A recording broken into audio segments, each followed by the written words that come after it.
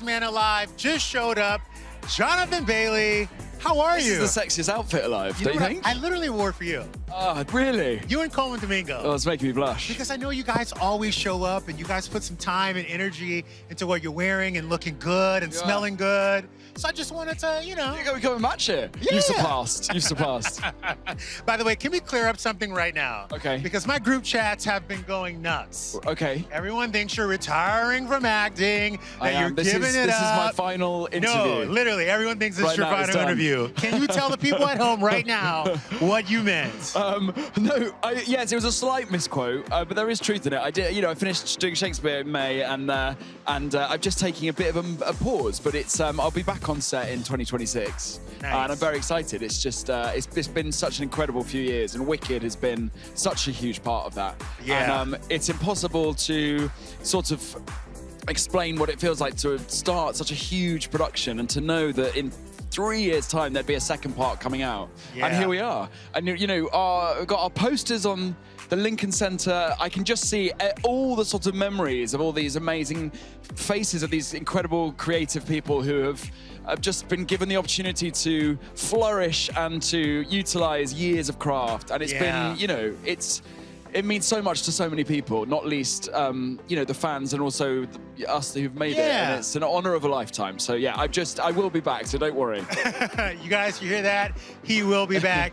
I gotta talk about your character because he goes through a transformation in part two. We're like clinging on to spoilers now. No, I'm not. No, but we're like literally. I can see it in the distance. No, I'm not gonna say it. So there. Yeah. There's a bit of a transformation.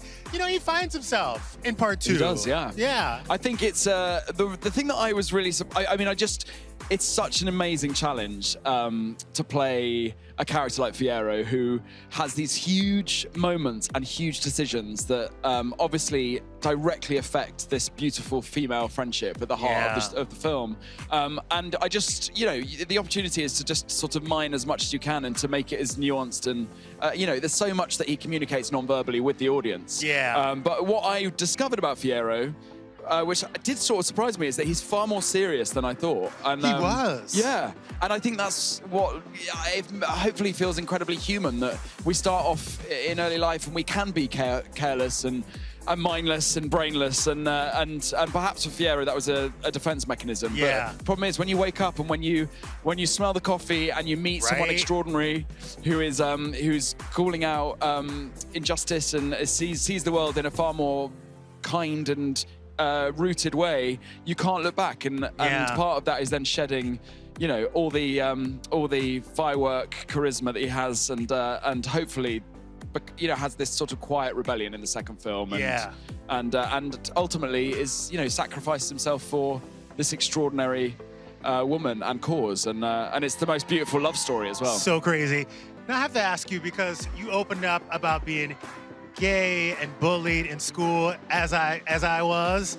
I wonder, do you wonder where all you bullies are now, watching you on Esquire magazine? They've got their tickets to the first night of Wicked. Can you believe? Yeah. Can you even wrap your head around that? They'll be like, oh, when For Good is playing, they'll be like, yeah, it's so amazing because I knew him. No, that's always my favorite. No, my favorite is, I always knew you were gonna be somebody big, and I'm so proud of you, bro. And I'm like, wait, what are you talking about? It's so crazy. But, you got to allow it. But it's that extraordinary thing about, it's a very real and true story for everyone who is deemed other or it doesn't fall into a typical understanding of, and that is what Wicked is about. It's about otherness, and it's about identity and the power of that. And I just know that little us would have loved seeing us now doing this interview. 100%. So here's to that. Cheers to that. Now, before I let you go really quickly, you are everybody's celebrity crush. Who was your first celebrity crush? Oh my goodness me. I mean, there were so many. I always say Prince Eric, but he obviously isn't a real person. Who was my... Let me think about this. Robert Redford. Oh yeah, by the way, Robert Redford in Indecent Proposal. Oh my goodness me. And the rest. And Barefoot in the Park. Come on. There's so many. Hang on, I really want to go into this. Come on, let's get a good one.